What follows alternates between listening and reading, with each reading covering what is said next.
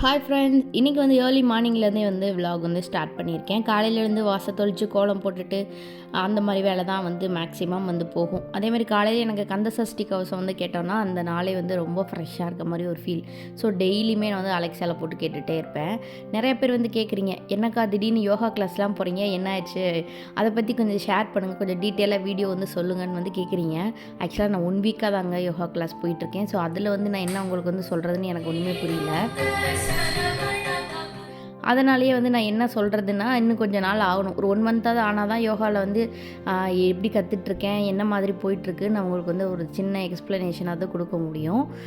ஆக்சுவலாக நான் காலையில் எழுந்து எல்லா வேலையும் முடிச்சுட்டு அதுக்கப்புறமா ஃப்ரெஷ்அப் ஆகிட்டு தான் வந்து யோகா கிளாஸ்க்கே வந்து போவேன். ஸோ ஃப்ரெண்டு வீடு அப்படின்றனால எனக்கு வந்து கொஞ்சம் ரொம்பவே கம்ஃபர்டபுளாக இருக்கும். அது இல்லாமல் வந்து இப்போ யோகா கிளாஸ் எதுக்கு போகிறீங்கன்னா, என்னோடய வெயிட் லாஸ்க்காக தான் நான் வந்து போகிறேன். ஸோ அதனால் வெயிட் லாஸ் ப்ளஸ் வந்து கொஞ்சம் நல்லா காமாக இருக்குமே, அதுக்காக தான் வந்து போயிட்டுருக்கேன். ஸோ அதனால் ஃப்யூச்சர் வீடியோவில் இது எப்படி எனக்கு ஒர்க் அவுட் ஆகுது, நான் என்ன மாதிரிலாம் ஃபாலோ பண்ணுறேன் அப்படின்றதெல்லாம் வந்து ஒரு நல்ல ஃப்யூச்சர் வீடியோவில் வந்து நான் உங்களுக்கு வந்து நான் சொல்கிறேன். அது சின்ன சின்ன கிளிப்பிங்ஸ்லாம் வந்து ஆட் பண்ணிகிட்ருக்கேன். ஆக்சுவலாக நான் வந்து நம்ம ஒன்று நினச்சா அது ஒன்று நடக்கும்னு சொல்லுவோம் இல்லையா, அது மாதிரி தான் நான் வந்து ஒரு டேயில் என்ன பண்ணணும்னு பிளான் பண்ணி வச்சுருப்பேன். பட் கடவுள் வந்து வேறு ஒன்று பிளான் பண்ணி இருப்பார்ல, அது மாதிரி தான் அன்றைக்கி கொஞ்சம் வெளியே போக வேண்டிய திடீர்னு வெளியே கிளம்ப வேண்டிய வேலை இருந்துச்சு.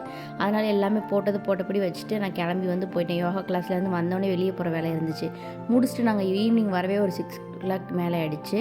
அதுக்கப்புறமா வந்து இருந்த வேலையெல்லாம் பார்த்துட்டு குழந்தைங்களுக்கு டியூஷன்லாம் சொல்லி கொடுத்துட்டு அப்புறமா தான் மற்ற இந்த கழுவுற வேலை அதெல்லாம் வந்து பண்ணிகிட்டு இருந்தேன். அது இல்லாமல் காய்கறிகள்லாம் வந்து வாங்கிட்டு வந்தனால அதெல்லாமே எடுத்து வச்சுட்டு படுக்கவே இல்லை. 1 o'clock ஆகிடுச்சு. நேற்று ஒரு கமெண்ட் என்னென்னா, ஒரு டிஎம் பண்ணியிருந்தாங்க, அக்கா எனக்கு பெய்ட் ப்ரமோஷன் பண்ணி தரீங்களா அப்படின்னா, தாராளம் பண்ணி தரேங்க, ஆனால் என்ன மாதிரி என்னன்னு சொல்லுங்கள் அப்படின்னா, நான் 8,000 தரேன் அப்படின்னு எடுத்தோடனே வேலை பேசினாங்க. நீங்கள் என்ன எதுக்காக நீங்கள் பெய்ட் ப்ரமோஷன் பண்ணுறீங்க, அதை வந்து சொல்லுங்கள் அப்படின்னு சொல்லி கேட்கும்போது, இல்லை ஒர்க் ஃப்ரம் ஹோம் வந்து இருக்குதுன்னு சொல்லுங்கள், பெர் டேக்கு வந்து 2,000 rupees வரைக்கும் ஏர்ன் பண்ணலான்னு சொல்லுங்கள், அப்படின்னா என்ன மாதிரி வேலைமா சொல்லுங்கள், எனக்கு பெய்ட் ப்ரமோஷன் கூட வேண்டாம், நானுமே அந்த ஒர்க் ஃப்ரம் ஹோமில் ஜாயின் பண்ணுறேன், ஒரு நாளைக்கு 2,000 அப்படின்னா வீட்லேயே உட்காந்து எல்லாருமே சம்பாதிச்சலாமே, ஸோ அது என்ன ரிலேட்டடான ஒர்க், அது எப்படி செயல்படுது, என்ன ஏது, இதெல்லாம் வந்து கொஞ்சம் சொன்னீங்கன்னா எல்லாருக்குமே ஹெல்ப்ஃபுல்லாக இருக்கும், நானுமே எக்ஸ்பிளைன் பண்ணால் கொஞ்சம் நல்லாயிருக்கும் அப்படின்னதுக்கு, அதெல்லாம் நீங்கள் கேட்கக்கூடாதுன்றக்காக தான் உங்களுக்கு 8,000 தரோம், நீங்கள் எதுக்கு அதெல்லாம் கேட்குறீங்க அப்படின்ற மாதிரி சொல்லியிருந்தாங்க.